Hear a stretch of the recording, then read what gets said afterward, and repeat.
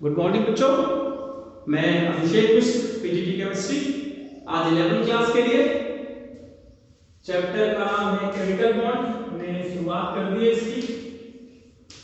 Chemical bond और जो हमारा टॉपिक है फैजान रूल, यानी आयनिक कैरेक्टर इन कोवेलेंट बॉन्ड को एक्सप्लेन करता है। डाइपोल मोमेंट, रेजोनेंस, इन तीन टॉपिक को एक्सप्लेन करना है। सबसे पहले फैजान रूल की बात करते हैं। इन्होंने कहा अगर कैटायन छोटा हो और एनायन बड़ा हो तो उसमें आयनिक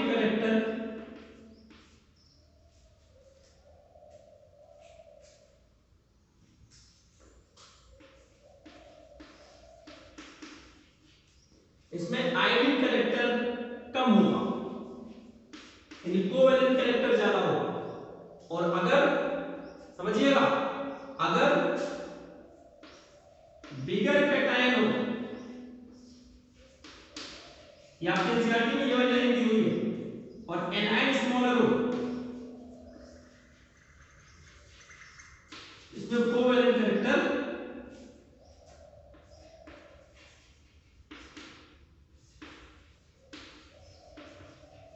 ज्यादा होगा। बिगर कैटायन बड़ा कैटायन हो और एनायन छोटा हो, इसमें ये वाला कैरेक्टर कम होगा। यदि हम बात कर रहे हैं आयनिक character of covalent bond, Li plus Na plus K plus, ionic character इसमें ज्यादा होगा। F minus Cl minus Br minus, आयनिक कैरेक्टर इसमें ज्यादा होगा। ये आपको समझना है। और अगर चार्ज की ज्यादा बात करें, लिथियम में आयनिक कैरेक्टर ज्यादा होगा, बेरिलियम में कम होगा, मैग्नीशियम एल्युमिनियम में और कम होगा।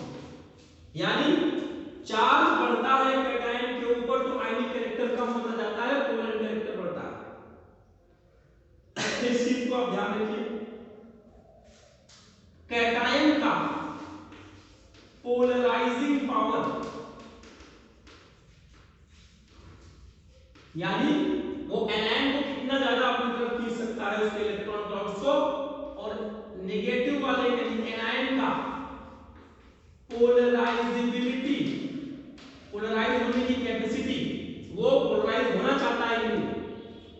किसी बॉयज एंड गर्ल्स के ग्रुप में बॉयज कैटायन गर्ल्स एनायन, तो उस लड़के का पोलराइजिंग पावर की वो लड़की के ऊपर कितना इफेक्ट डालता है, कितना इंप्रेस अपना डाल सकता है, that's called polarising power.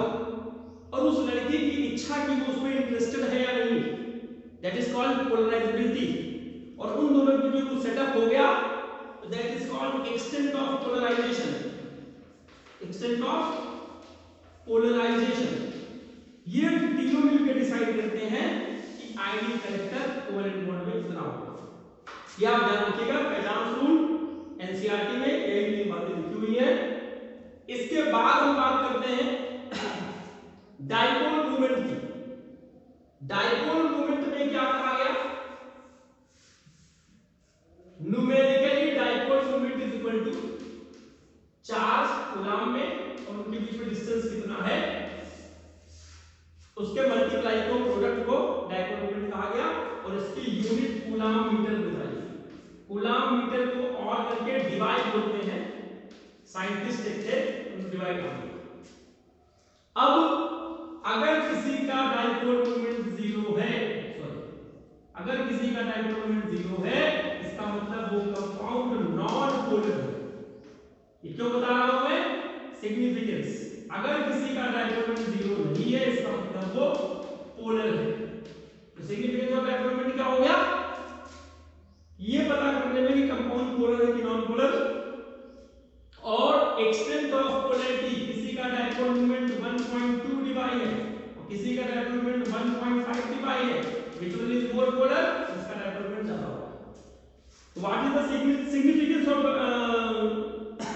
Dipole moment? Number 1, it helps to determine whether the compound is polar or not. दूसरा, it also determine extent of polarity. polarity कम है कि ज्यादा है? अब इसका मैं एक दो एप्लीकेशन बता दूं। जैसे आपके पास CO2 है, आप बीएससी पीआर थ्योरी अगली क्लास में पढ़ेंगे कि ये लीनियर होता है। डाइपोल मोमेंट को इस एरो से रिप्रेजेंट करते हैं।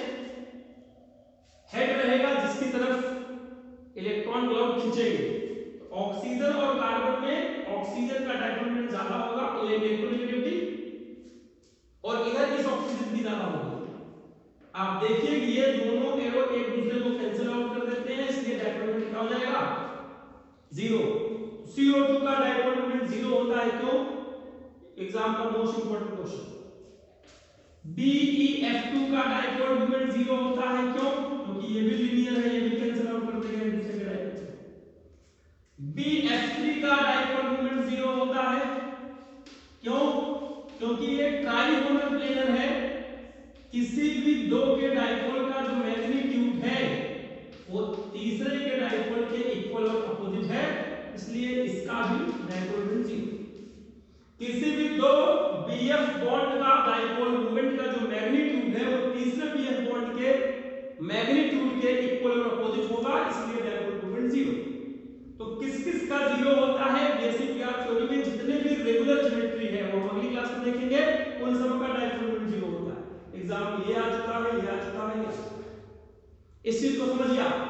अगर वो बात करें NH3 और NF3, इसमें किसका डाइपोल मोमेंट ज्यादा है और क्यों? तो डाइपोल मोमेंट NH3 का ज्यादा होता है NF3 से। लोगों को अजीब लगेगा कि फ्लोरीन की इलेक्ट्रोनेगेटिविटी तो ज्यादा है, तो फ्लोरीन का NF3 का होना चाहिए, लेकिन नहीं। क्यों? देखो, ये डाइपोल मोमेंट ऊपर की तरफ जाएगा इलेक्ट्रॉन पेयर की तरफ, और यहां पर नाइट्रोजन की इलेक्ट्रोनेगेटिविटी ज्यादा है, इसलिए ध्यान से देखिए कि इन तीनों का मैग्नीट्यूड इससे सपोर्ट कर रहा है, अपोजिट डायरेक्शन में नहीं है, कैंसिल आउट नहीं कर रहा। यहां क्या होगा? ये इधर आएगा फ्लोरीन की साइड, क्योंकि फ्लोरीन ज्यादा इलेक्ट्रोनेगेटिव और ये ऊपर की तरफ जा रहा है, तो इसका मैग्नीट्यूड इसके मैग्नीट्यूड के अपोजिट है। इक्वल क्यों नहीं है? क्योंकि यहां फ्लोरीन सेम एटम में होना चाहिए, तब कैंसिल आउट हो जाता था, तो 0 हो जाता। यहां 0 सही होगा। अमोनिया का डाइपोल मोमेंट नाइट्रोजन ट्राइफ्लोराइड से ज्यादा होगा, क्योंकि in case of ammonia dipole moment due to lone pair and dipole moment due to NH bond are in same direction, but in NF3 dipole moment due to electron pair lone pair is in opposite direction to the dipole moment of magnitude of NF bond। तो आप समझिएगा, most important question है, पूछा जाता है कि NH3 और NF3 में किसका डाइपोल मोमेंट ज्यादा है और क्यों? तो रीजन के साथ मैंने आपको एक्सप्लेन किया। होमवर्क आपको व्हाट्सएप पे दे दिया जाएगा, और अगला टॉपिक है आज की क्लास का रेजोनेंस क्या होता है। मैं सिंपली आपको बताऊं रेजोनेंस का मतलब। कोई एक बच्चा है, उसके घर में 9 कमरे, ये पापा का कमरा, ये मम्मी का कमरा, ये ड्राइंग रूम, ये आपका गेस्ट रूम, ये गेस्ट रूम, ये बच्चे का कमरा, ये गेस्ट रूम, ये गेस्ट रूम, ये गेस्ट रूम। तो समझिएगा, ये बच्चा इस कमरे में है, क्या इसको इस कमरे में जाने का कोई बहाना चाहिए? नहीं। तो इस कमरे में भी जा सकता है, इस कमरे में जा सकता है, इसमें जा सकता है, इसमें जा सकता है, इसमें जा सकता है, सब कमरे में मूव कर सकता है। क्यों? उसके पास है कमरे, मूव कर रहा है। आपके पास नहीं है, नहीं मूव करेगा। हमारे पास नहीं है, नहीं मूव करेगा। मेरा कमरा देख लीजिए, दिल्ली में था 2 कमरे थे, मैं यहाँ पर या तो इसमें जाऊंगा या तो इसमें जाऊंगा। ये तो 9 जगह जा सकता है, इसके बाद 9 कमरे हैं, रीजन कोई नहीं है। इसकी स्टेबिलिटी इससे ज्यादा हो, वही मुझे कोई ढूंढने आएगा तो 2 कमरों में ढूंढ लेगा, कहां यहाँ मिश्रा जी हैं, बट इन दिस केस उसको 9 कमरों में ढूंढना पड़ेगा, यानी उसको फाइंड आउट करने की प्रोबेबिलिटी इससे कम होगी। इसकी रिएक्टिविटी ज्यादा है, इसकी स्टेबिलिटी ज्यादा। तो इसी तरह किसी किसी भी एटम में इलेक्ट्रॉन के डिलोकलाइजेशन को रेजोनेंस कहते हैं। और डिलोकलाइजेशन क्यों होता है? अगर उसके पास पॉसिबिलिटी है तो डिलोकलाइजेशन होगा, नहीं है तो नहीं होगा।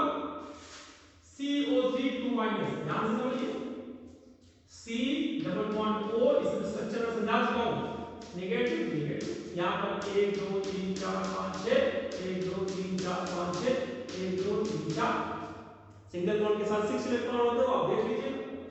अब इसको मैं ऐसा भी कर सकता हूं, यहां सिंगल, इसका डबल बॉन्ड यहां मूव करके। याद रखना एटम मूव नहीं कर रहा, हमेशा इलेक्ट्रॉन मूव करते हैं, बॉन्ड मूव करता है, एटम का मूवमेंट रेजोनेंस में नहीं होता। O single bond minus double bond यहां 1 2 3 4 1 2 3 4 5 6 1 2 3 4 5 6। तो this delocalisation of this bond पहले यहां गया, फिर यहां आया, फिर क्या वापस यहां चला। तो this delocalisation of double bond is called resonance. समझिएगा इस चीज को, इलेक्ट्रॉन पेयर का जो delocalisation dot dot dot dot dot dot dot dot dot dot dot dot, और इस स्ट्रक्चर को हम हाइब्रिड कहते हैं। क्या कहते हैं? हाइब्रिड। ये सबसे स्टेबल होता यही है, लेकिन इसको हम रिप्रेजेंट नहीं कर सकते, लिख के नहीं कर सकते कि इसका इलेक्ट्रॉन पेयर कहां है, और इन सबको रिप्रेजेंट तो कर सकते हैं, लेकिन एक्चुअली में ये होता नहीं है। पार्शियल डबल बॉन्ड कैरेक्टर तीनों में होता है। All bonds in CO3 minus are equal due to resonance। सब में पार्शियल डबल बॉन्ड कैरेक्टर देखने को मिल जाएगा। तो इस चीज को समझिए, इसको हम कैनोनिकल फॉर्म कहते हैं, कैनोनिकल या फिर रिजोनेटिंग स्ट्रक्चर, फॉर्म स्ट्रक्चर एक का। तो रिजोनेटिंग स्ट्रक्चर 1 2 3, तो जितने ज्यादा रिजोनेटिंग स्ट्रक्चर बन सकते हैं उतनी ज्यादा स्टेबिलिटी होती है, ये भी आपको समझना है। अगर उसके पास पॉसिबिलिटी है 3 बार मूव करने की, किसी के पास पॉसिबिलिटी हो 10 बार मूव करने की, वो ज्यादा स्टेबल होगा। तो ये चीज आपको समझनी पड़ेगी। रेजोनेंस, अगर हम SO3 की बात करें, S ये सिंगल बॉन्ड, ये सिंगल, ये एरो के साथ क्वाड्रेटिक बॉन्ड आता है। फिर से यहां पर देख लो, ये सिंगल हो जाएगा, ये डबल, ये सिंगल। फिर से देख लो, मैं अपना अरेंज कर लेना अपने हिसाब से, ये सिंगल, ये भी सिंगल, ये this is called resonance of SO3। आप इलेक्ट्रॉन चेक कर लीजिएगा कि आपको 1 2 3 4 5 6 होंगे, 1 2 3 4 5 6 होंगे, 1 2 3 4। तो रेजोनेंस इतना मुश्किल चीज नहीं है, बनाना आसान है। रेजोनेंस में प्लस आर इफेक्ट होता है, माइनस आर इफेक्ट होता है, वो हम बाद में देखेंगे सेकंड बुक में। और या तो हम आपको एक दिखाई देते हैं, पता नहीं बोर्ड आपके एग्जाम में कभी कभार उस चीज का रेजोनेंस दे देता। अब आप समझिएगा रेजोनेंस क्या है। मैंने आपको इसकी कैरेक्टरिस्टिक्स बता दी, इंपॉर्टेंस बता दिया, कौन सा हाइब्रिड है। और एक और चीज, कैनोनिकल फॉर्म मान लो किसी का 3 है, 1 2 3, और रेजोनेंस हाइब्रिड इसका दूसरा है, इसकी एनर्जी मान लीजिए 50 किलो जूल पर मोल है। इसकी एनर्जी सबसे कम होती है, 50 किलो जूल मान लीजिए, इसकी एनर्जी इन तीनों से कम होती है। लेकिन हमें यह भी चेक करना है इन तीनों में सबसे ज्यादा एनर्जी किसकी, सबसे कम एनर्जी किसकी। तो इसके और इसके एनर्जी के बीच के डिफरेंस को रेजोनेंस स्टेबलाइजेशन एनर्जी कहते हैं। रेजोनेंस स्टेबलाइजेशन एनर्जी, जितनी एनर्जी रेजोनेंस स्टेबलाइजेशन की ज्यादा होगी उतना ही कंपाउंड ज्यादा स्टेबल होगा। वो कब होगा? जब ये वैल्यू कम होगी। हाइब्रिड की वैल्यू जितनी कम होगी उसकी स्टेबिलिटी उतनी ज्यादा होगी, आपको समझना होगा। मैं आपको एक बात बताता हूं, आपने पढ़ा था बेंजीन 10th क्लास में, इलेक्ट्रॉन आउट स्ट्रक्चर। इस पर अगर OH लगा दिया जाए तो उसी को बोलते हैं फिनॉल। क्या बोलते हैं? फिनॉल। समझिएगा कि इस लोन पेयर का मतलब सिंगल बॉन्ड होता है। तो यहां पर ये जो लोन पेयर 2 है उसमें से एक आ गया इस बॉन्ड के ऊपर, ये दोनों बॉन्ड एक साथ नहीं रह पाएंगे, ये लोन पेयर के फॉर्म में उसके कॉर्नर पे आ जाएगा। इसी इलेक्ट्रॉन के मूवमेंट को रेजोनेंस कहते हैं। यहां पर इलेक्ट्रॉन पेयर आ गया, यहां पे एक प्लस, एक लोन पेयर, एक H। ये डिफरेंस जो हुआ, डबल बॉन्ड लगा दिया, ये उठ के लोन पेयर चला गया और बाकी का स्ट्रक्चर ऐसे ही। This is called resonance in phenol. फिर से लोन पेयर इस पे गिरा, ये दोनों साथ नहीं रह पाएंगे, इस कॉर्नर पे आएगा। तो जो पहले चेंजेस हुए वो देख लीजिए, यहाँ पे नेगेटिव आ गया, यहाँ बॉन्ड आ गया, यहाँ बॉन्ड था, इस पे गिर जाएगा। तो इस पे अभी कोई चेंज नहीं आएगा, ये जैसे था वैसे ही रहेगा। फिर ये बॉन्ड इस बॉन्ड में गिरेगा, फिर ये इस पे चला जाएगा, क्योंकि दोनों बॉन्ड साथ नहीं रह सकते, दो डबल बॉन्ड साथ नहीं रह सकते, ये आप ध्यान रखिएगा, ये इंपॉर्टेंट है। ये प्लस चार्ज, ये लोन पेयर और ये H। फिर लास्ट में क्या होगा, ये इस पे गिरेगा, फिर ये बॉन्ड H+ को न्यूट्रलाइज कर देगा। तो यहां पर आपका जो स्ट्रक्चर आया, ध्यान से देखिए, सब कुछ सेम है, केवल डबल बॉन्ड की पोजीशन डिफरेंट है। तो this is the canonical form of phenol. Can, और ये आपका मेन कंपाउंड। और जब फिनॉल के हाइब्रिड की हम बात करते हैं, तो OH लगा देते हैं, dot dot dot dot dot dot, मतलब पार्शियल डबल बॉन्ड कैरेक्टर हर जगह होगा।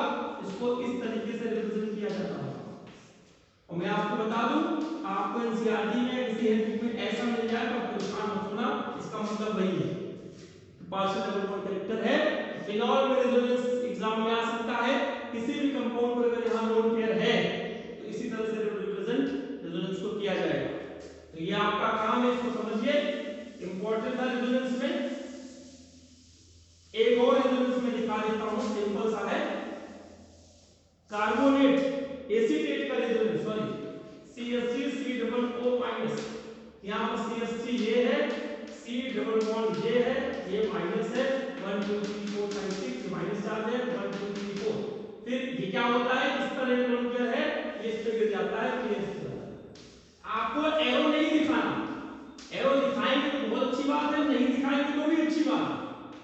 आप देख लीजिए वही हुआ, पोजीशन चेंज हो गई, ध्यान रखिएगा। और अगर हाइब्रिड की बात करेंगे तो CH3 COO dot dot dot dot dot dot, ये आपका हाइब्रिड।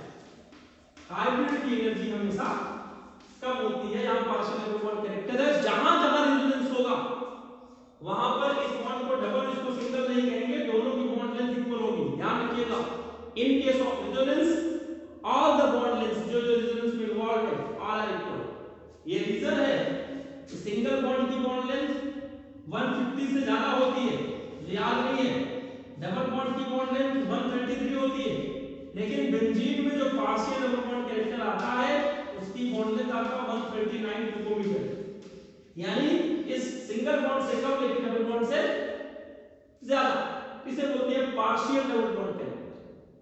तो ये था आपका रेजोनेंस, डाइपोल मोमेंट, फेजान्स रूल। आप सबसे रिक्वेस्ट इसकी स्टडी के लिए, एग्जाम में रेजोनेंस ड्रॉ करने के लिए आता है, एक आध रीजनिंग का क्वेश्चन पूछ सकता है, कौन सा स्टेबल है, रेजोनेंस हाइब्रिडाइजेशन एनर्जी की डेफिनेशन पूछ सकता है, स्टेबलाइजेशन एनर्जी की, और डाइपोल मोमेंट का सिग्निफिकेंस पूछ सकता है, और पूछ सकता है कि इस कंपाउंड का डाइपोल मोमेंट 0 क्यों है। व्हाट्सएप आपको कर दिया जाएगा जो आपके होमवर्क होंगे। और अगली क्लास में हम सिर्फ और सिर्फ VSEPR, valence shell electron pair repulsion theory पढ़ेंगे, जिसमें हम ये पढ़ेंगे कि किसी भी कंपाउंड का हम स्ट्रक्चर कैसे फाइंड आउट करेंगे। याद रखिएगा, लुईस स्ट्रक्चर बनाना आपको आना चाहिए, शेप क्या होगा ये आपको अगली क्लास में बताऊंगा। तो आज की क्लास में इतना ही। अपने आप को सुरक्षित रखिए कोरोना से, अपना ध्यान रखिए, और जहां तक हो सके अपनी पढ़ाई भी करते रहिए, क्योंकि एग्जाम आपके अपने टाइम पे होते रहेंगे, और कोई भी अपडेट एग्जाम की मिलेगी तो हम आपको बिल्कुल बता देंगे। और आज की क्लास में बस इतना ही, धन्यवाद।